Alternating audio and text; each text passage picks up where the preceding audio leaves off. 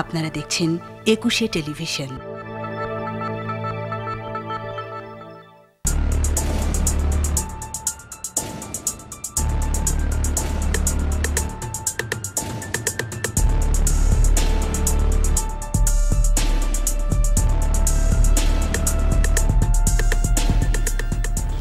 রাজধানীতে জীবিকার তাগিদে এক প্রান্ত থেকে অপর প্রান্তে ছুটে চলে কর্মব্যস্ত মানুষ, কেউ পায়ে হেঁটে, কেউ বা আবার গাড়িতে চড়ে।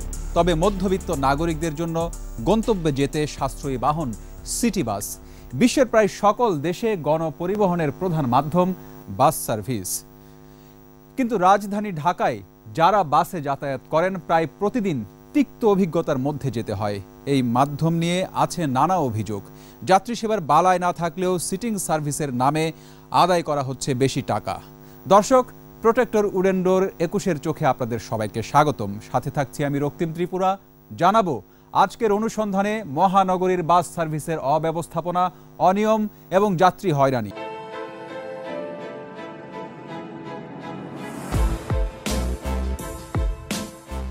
400 বছরের পুরনো এই শহরের বর্তমান জনসংখ্যা 1,75,00,000-এরও বেশি। প্রতিদিনই শহরমুখী মানুষের চাপ বাড়ছে।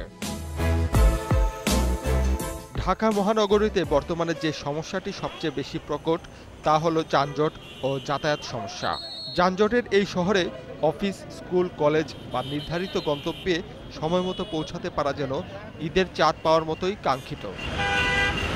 বাসের সংখ্যা খুবই কম এবং বাসের যে সার্ভিসগুলো চালু আছে, সিটিং সার্ভিসগুলো যে সার্ভিসগুলো চালু আছে, এই চালু থাকার কারণেই যাত্রীদের আসলে এত ভোগান্তি।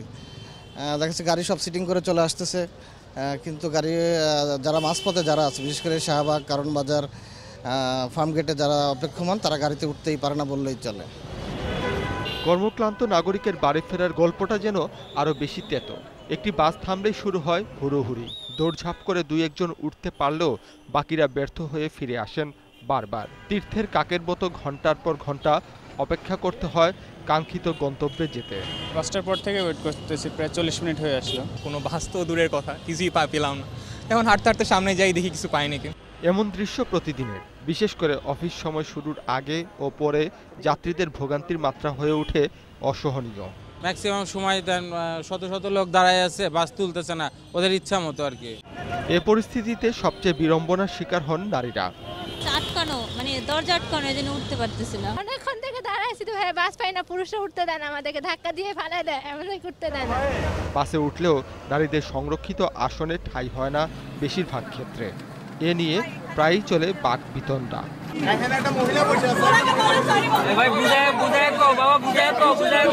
আর হয়রানিমূলক তো আছেই, কথাবার্তা যা থাকার সেটা তো চলতেই থাকে বাসে সব। রাজধানীর প্রতিটি রুটে গণপরিবহনগুলো সরকার নির্ধারিত ভাড়ার চেয়ে অতিরিক্ত ভাড়া আদায় করছে। এতে বিপাকে যাত্রীরা।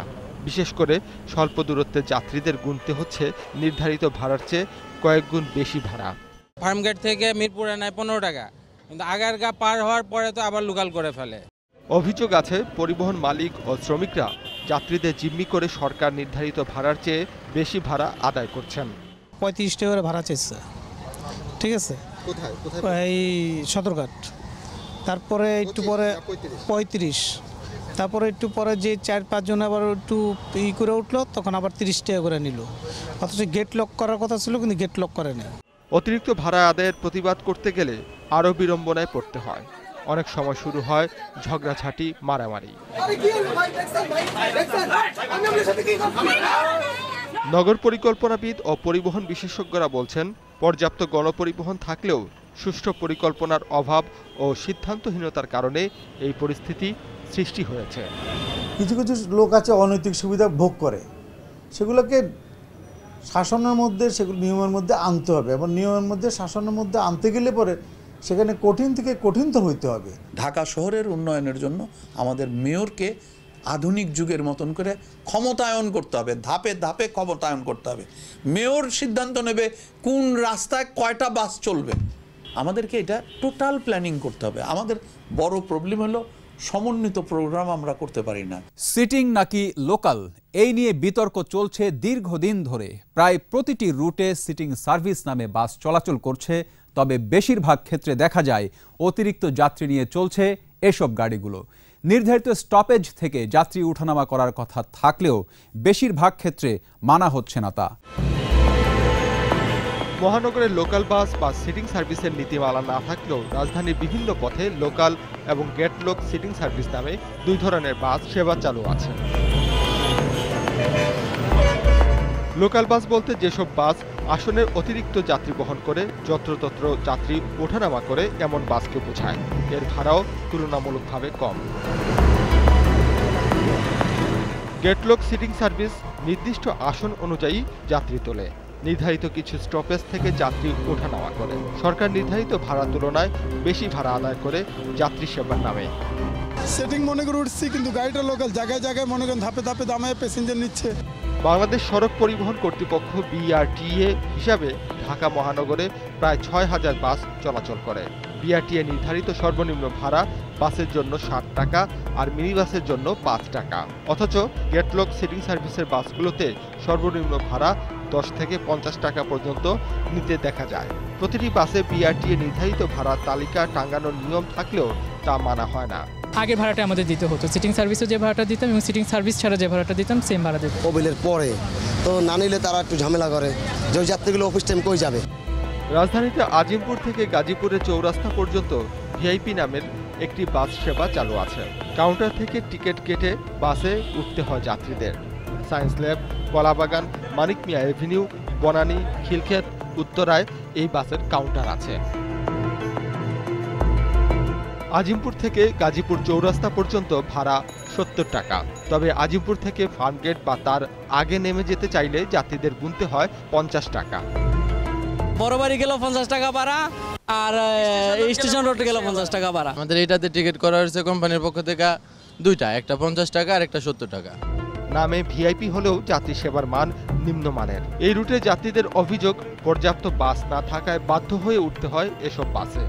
গাড়ি পাওয়া যাচ্ছে না, অনেক বেশি সাফার হতে হচ্ছে। অনুরোধ আমাদের দৃষ্টি যেন সুষ্ঠুভাবে দেখে।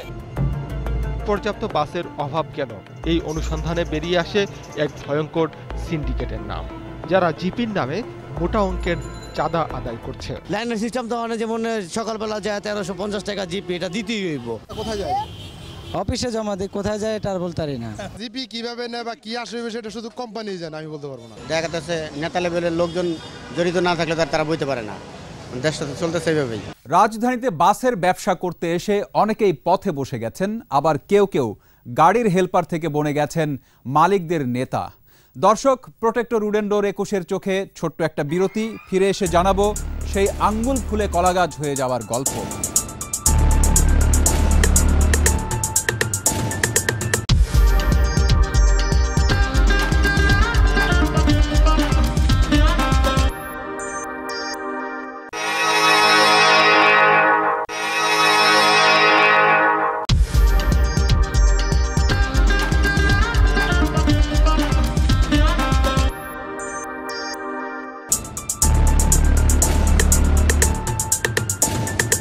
দর্শক, বিরতির পর আবারও ফিরে এলাম প্রোটেক্টর উডেন ডোর ২১-এর চোখে।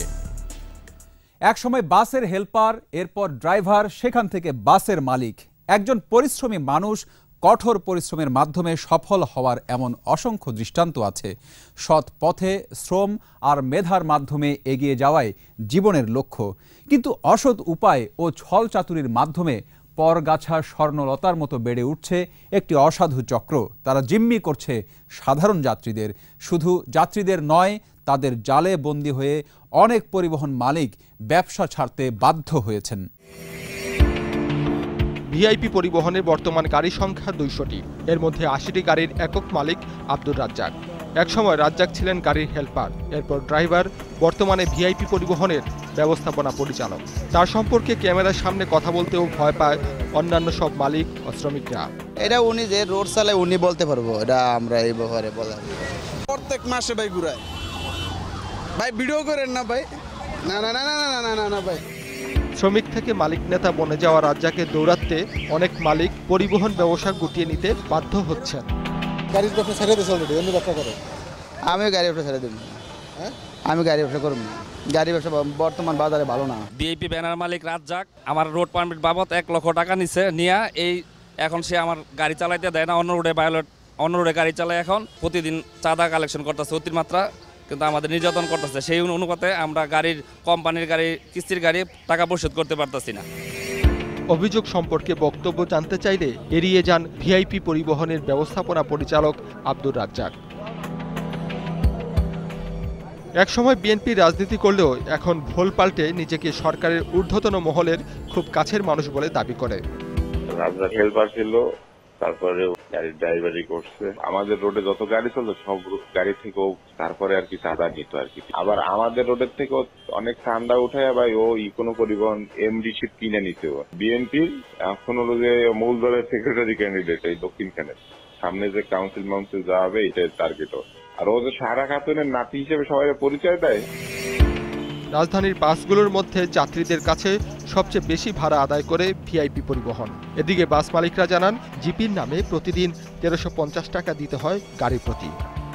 গাজীপুর চৌরাস্তা, আপনার নিউ মার্কেট, আজিমপুরের জায়গায় বিভিন্ন তার কিছু লোকজন আছে, তারা যার যেমন ইচ্ছা 50 টাকা 100 টাকা করে কালেকশন করে নিতেছে। আমরা জিপি দেই 1350 টাকা কামাই দিয়ে দিমো গো। ওরা মনে করেন যার গাড়ি ভাড়া নিছে মহাজন দিয়ে বুঝাইবো, যেমনি ইচ্ছা আমরা বুঝাইবো। এসব টাকা উঠায় রাজ্জাকের বিশেষ বাহিনী। জিপি 1200, মানে খাওয়া চান্দা মিলে 1200 টাকা খরচ হয় জিপির পিছনে। দিতাছি ওই মাথা রাজ্জাক মেয়ারে, রাজ্জাক কাকা। তবে রাজ্জাকের অনুসারীরা বলছেন ভিন্ন কথা। এমডি স্যার বলছে নিচে আর নাই, এটাই টিকিট দিছে। আমাদের ইনকাম এটা হেল্পারের মুখের কথা। জিপি জিপি এক জিনিস আর ইনকাম আরেক জিনিস। রাজ্জাকের বিরুদ্ধে আরও একটি বড় অভিযোগ, একই নাম্বার প্লেট ব্যবহার করে দুটি গাড়ি চালায় এবং এসবই হচ্ছে প্রশাসনের নাকের ডগায়। নতুন গাড়িগুলো নাম্বার দেওয়া হয়েছে, কিছুদিন পরে দেখা গেছে বাকি নাম্বারগুলো দিবে, বা যেরকম একটা আপনার কাগজ দেওয়া হয়েছে ওই কাগজ দিয়ে চলছে। সম্পূর্ণ নাম্বার এখনো নাই, আছে নাম্বার কিছু শর্ট কিছু আছে। কাগজে কি লেখা আছে এটাতে আমাদের গাড়ি আসার কথা ছিল, আসে না। এগুলো আমরা বাদ দিয়ে, এগুলোতে আমাদের টাকাও নাই। এই যে গাড়ি চলতেছে এগুলোতে টাকা আছে। ভুল হইতেই পারে। ভিআইপির রোড পারমিট যা গাড়ির সংখ্যা তার চেয়ে অনেক বেশি চলাচল করে, এবং এই ধরনের যে কয়েকটা কোম্পানি তাদের বিরুদ্ধে শোকজ করার জন্য, তাদের পারমিট বাতিল করার জন্য এগুলো আমরা বিআরটিএকে বলেছি আপনার ব্যবস্থা নেন। মালিক সমিতি তো কাউ রোড পারমিট বাতিল করতে পারে না। অভিযোগ আছে মোটা অঙ্কের টাকার বিনিময়ে আইনশৃঙ্খলা রক্ষা বাহিনীর কিছু অসাধু সদস্যদের হাত করে রাজ্জাক ধীরে ধীরে তার একক রাজত্ব গড়ে তুলছে। এদিকে পুলিশ কর্মকর্তারা বলছেন এসব বিষয়ে তারা কখনো কোনো অভিযোগ পাননি। সুনির্দিষ্ট অভিযোগের ভিত্তিতে আইনানুগ ব্যবস্থা নেওয়া হবে। কোনো যদি অনিয়মের সাথে জড়িত থাকে অবশ্যই তাদের বিরুদ্ধে আমাদের মামলা হবে। সবাইকে আমরা বলি যে একই নাম্বার যদি একের অধিক বাসে ব্যবহার করা হয়, সেটিও যদি আমাদের কাছে ইনফরমেশন থাকে, আমরা যদি দেখি এই ধরনের অপরাধ হচ্ছে, অবশ্যই আমরা ব্যবস্থা নেব এবং আমরা প্রতিনিয়ত কিন্তু বাসের বিরুদ্ধে বিভিন্ন অনিয়মের কারণে ব্যবস্থা নিচ্ছি। পরিবহন মালিক শ্রমিকরা জানান রাজ্জাকের মতো এমন কিছু ব্যক্তির কাছে জিম্মি হয়ে পড়েছে পুরো পরিবহন ব্যবস্থা। সকল অপশক্তি দূর করে গণবান্ধব পরিবহন ব্যবস্থা গড়তে সরকারের হস্তক্ষেপ কামনা করছে পরিবহন সংশ্লিষ্টরা। দর্শক, যাচ্ছি প্রোটেক্টর উডেন্ডোর 21-এর চোখে ছোট্ট একটা বিরতিতে। ফিরে এসে জানাবো এই সংকট নিরসনে পরিবহন বিশেষজ্ঞদের মতামত।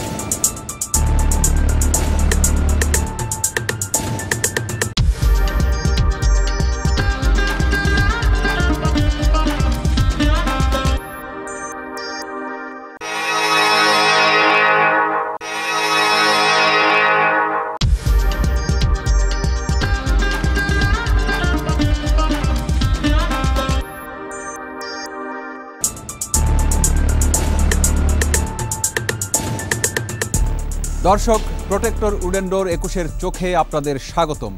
দর্শক, বাস সার্ভিস বিষয় নিয়ে কথা বলবো আমাদের সহকর্মী মানিক শিকদারের সাথে। তিনি আমাদের বলবেন আরও কিছু অজানা তথ্য। মানিক, পরিবহন ব্যবস্থায় এত অনিয়মের চিত্র আমরা দেখলাম, এর দায় আসলে কার? দায়টা যদি আমরা বলতে চাই, দেখা যাবে যে একটা তো মালিক পক্ষের দায় আছেই, নিয়ন্ত্রণ যে সংস্থাগুলো আছে সেগুলোরও আসলে দায় আছে। আমরা প্রায়ই দেখতে পাই যে ভাড়া বাড়ছে এবং অতিরিক্ত ভাড়া নিচ্ছে, সিটিং সার্ভিসের নামে ভাড়া নেওয়া হয়। মালিকরা আমাদের কাছে বলছেন তাদের একটি গাড়ি যদি রাস্তায় বের হতে হয় প্রতিদিন অন্ততপক্ষে 800 থেকে 1400 টাকা পর্যন্ত বিভিন্ন জায়গায় চাঁদা দিতে হচ্ছে। চাঁদাবাজিটা কারা করছে? চাঁদাবাজিটাও আসলে বড় একটি মানে ইন্টারেস্টিং বিষয় আমাদের কাছে যেটা মনে হয়েছে। মানে গুটি কয়েক মালিক একটা সিন্ডিকেট তৈরি করে ফেলছে। আব্দুর রাজ্জাক সাধারণ একজন হেল্পার, সে একটা সিন্ডিকেটের মাধ্যমে তার মালিককে সে প্রতারণা করে ঠকিয়ে সে নিজে হচ্ছে বাসের মালিক হয়েছে। এই রুটে যে সমস্ত গাড়িগুলো চলতেছে সেখানে হচ্ছে গিয়ে সে চাঁদাবাজি করছে এবং চাঁদাবাজির একটা অংশ সে আবার দিচ্ছে হচ্ছে প্রশাসনের কিছু অসাধু ব্যক্তিদের। আচ্ছা, গণপরিবহন নিয়ে আমরা অনেক অভিযোগ শুনি যে গণপরিবহন অপর্যাপ্ত, কিন্তু সরকারের তরফ থেকে বিআরটিসি সরকারের কর্তৃপক্ষ তারা জনগণের সুবিধার্থে রাস্তায় ব্যাপক হারে গণপরিবহন সার্ভিস দেওয়ার কথা ছিল এবং আমরা প্রায় দেখতে পাই যে তারা বিভিন্ন দেশ থেকে বিআরটিসির অনেকগুলো বাস আমদানি করেন, কয়েক বছর পর পর এই প্রকল্প স্যাংশন হয়, কিন্তু রাস্তায় সেরকম সার্ভিস আমরা দেখতে পাই না। এর কারণ কি? এবং সামনেও এটা নিয়ে আরেকটা স্যাংশন হচ্ছে যে 900-র মতো গাড়ি আমদানি করা হবে, কিন্তু এগুলোর ভবিষ্যৎ কি আসলে? এখানেও একটা সিন্ডিকেট কাজ করছে। আমরা যেটা জানতে পেরেছি, বিআরটিসির কিছু অসাধু কর্মচারী আছে, তারা ইচ্ছাকৃতভাবে এই গাড়িগুলো আসলে নষ্ট করে ফেলছে। বিভিন্ন রাজনৈতিক সিদ্ধান্ত এখানে জড়িত আছে, বিভিন্ন প্রভাবশালী মহল এখানে জড়িত আছে। সরকার অনেক ভালো ভালো সিদ্ধান্তগুলো কিন্তু নিচ্ছে। আপনি নিজেও জানেন যে যোগাযোগ এবং সেতুমন্ত্রীও উনিও কিন্তু হতাশা ব্যক্ত করেছেন যে পরিবহন মালিকদের কাছে বা এই সেক্টরের কাছে তারাও কিন্তু জিম্মি হয়ে আছে। সঠিক নজরদারি যদি করা হয় তাহলে কিন্তু এই সমস্যা থেকে মানে উত্তরণ সম্ভব বলে আমি মনে করি। যত দিন যাচ্ছে রাজধানীতে গণপরিবহন সংকট ততই বাড়ছে। অসাধু মালিক শ্রমিকদের দৌরাত্মে হিমশিম খেতে হচ্ছে নিয়ন্ত্রক সংস্থাদের। লোকাল ও সিটিং সার্ভিস নিয়ে এখন পর্যন্ত কোনো সমাধানে পৌঁছাতে পারেনি কর্তৃপক্ষ। পরিবহন বিশেষজ্ঞ ও নগর পরিকল্পনাবিদরা বলছেন, সুনির্দিষ্ট পরিকল্পনা ও আইনের প্রয়োগের মাধ্যমে গণপরিবহনের জটিলতা দূর করতে হবে। যাত্রীদের দাবির মুখে ও গণপরিবহনে জটিলতা নিরসনে সিটিং সার্ভিস তুলে দেওয়ার সিদ্ধান্ত নেয় সরকার। এজন্য 3 দিন অভিযানও পরিচালনা করে, কিন্তু কৃত্রিম পরিবহন সংকট তৈরি করে সে সিদ্ধান্ত থেকে সরে যেতে বাধ্য করে বাস মালিকরা। 15 দিনের জন্য অভিযান স্থগিত করে কর্তৃপক্ষ। যাদের রোড পারমিট নেই তারা গাড়ি বন্ধ করেছে, সংকট কিছুটা হবে, এটাই স্বাভাবিক। গণপরিবহনে যখন আমরা কাজটা শুরু করলাম, এই শুদ্ধি অভিযান শুরু করলাম, তখন এই দুর্ভোগ কিছুটা হওয়ার সাথে এই দুর্ভোগকে নিয়ে ফলাওভাবে যেভাবে চারিদিক থেকে কথা আসতে লাগলো, তখন অনেকেই মনে করলো বোধহয় আমরা বোধহয় যে কাজটা করা শুরু করলাম এটা বোধহয় দুর্ভোগ আরও বাড়িয়ে দিচ্ছি। তো পরবর্তী পর্যায়ে আমরা এই কাজটা থেকে আমরা বিরত রইলাম। আমাদের বক্তব্য বিআরটির অভিযানগুলো যেন চলমান থাকে। বিশেষজ্ঞরা বলছেন, সরকারি প্রতিষ্ঠান বিআরটিসি কার্যকরী হলে এই সংকট দ্রুত সমাধান করা সম্ভব হতো। বিআরটিসির আন্ডারে যদি এই বাসগুলোকে পরিচালনা করা যেত তাহলে কিন্তু যাত্রীদের জন্য অনেক সুবিধা কিন্তু যাত্রীরা ভোগ করত। গণপরিবহন ব্যবস্থা গতিশীল করতে 2010 ও 2011 সালে 275টি বাস কেনা হয়েছিল। নিরবচ্ছিন্ন 10 বছর সেবা দেওয়ার কথা থাকলেও 4 বছরের মাথায় অকেজো হয়ে যায় প্রায় অর্ধেক বাস। চায়নার যে একটা গাড়ি ছিল, গাড়িগুলো কম দামে কিনে, তো এই গাড়িগুলোর বডিগুলো একটু মানে খুব দুর্বল বডি হওয়াতে আর আমাদের যে পরিমাণ প্যাসেঞ্জার, ওভারলোডেড প্যাসেঞ্জার, তো আর প্রতিনিয়ত যে গাড়িগুলোতে আপনারা লক্ষ্য করবেন যেভাবে বিটিং করা হয়, শ্রমিকদের হাতে দেখবেন একটা করে লাঠি আছে, সেটা দেখে নিজেই পিটায়, হাতে দিয়ে তারপরে ব্যথা পায়, সেটা হাতে পিটায়। তো এখন এই বৈপরীত চিত্র তো আমাদের দেশের গাড়ি ব্যবহারকারী ইউজারদের তো আছে। বিআরটিসির যে বাসগুলো টিকে আছে তার বেশিরভাগই বিভিন্ন প্রতিষ্ঠানের কাছে স্টাফ বাস হিসেবে ভাড়া দেওয়া হয়। সাধারণ নাগরিকদের জন্য বিআরটিসির বাস নেই বললেই চলে। নতুন করে আরও 900 গাড়ি কেনার প্রক্রিয়া প্রায় চূড়ান্ত। বিআরটিসি গাড়িগুলো এই টাকা গভর্নমেন্টের টাকা কিনতে পারে না। বিআরটিসি যে এই যাবৎ যত গাড়ি কিনেছে এই পর্যন্ত সবই লোনে কিনেছেন। লোনটা কার লোন? যে দেশ থেকে গাড়ি কিনা হবে সেই দেশের লোন। বিশেষজ্ঞরা বলছেন, শুধু গাড়ি আমদানি করেই সমস্যা সমাধান করা সম্ভব নয়। সঠিক রক্ষণাবেক্ষণ ও দুর্নীতি প্রতিরোধে কঠোর ব্যবস্থা নিতে হবে। 400 গাড়ি নামাবে, কার সাথে আলাপ করছে? বাংলাদেশের ট্রান্সপোর্ট এক্সপার্ট এখন বিশ্বের বিভিন্ন দেশে যে কাজ করতেছে, বাংলাদেশ ছাড়া। বাংলাদেশে আমার মন্ত্রী, পুলিশের লোক, সেক্রেটারি সাহেব, এনারা হইলেন ট্রান্সপোর্ট এক্সপার্ট।